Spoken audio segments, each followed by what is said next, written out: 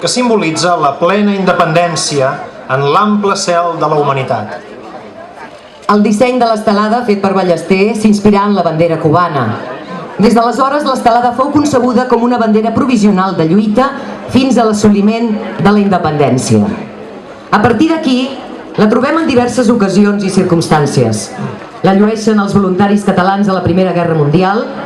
Molts casals catalans d'Amèrica adopten la senyera amb l'estel com a estendard.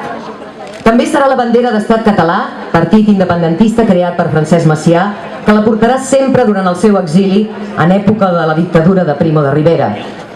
Així mateix, l'arborarà quan intenta la invasió de Catalunya per Prats de Molló amb un grup de voluntaris als quals deia aquestes paraules tan plenes de significat avui.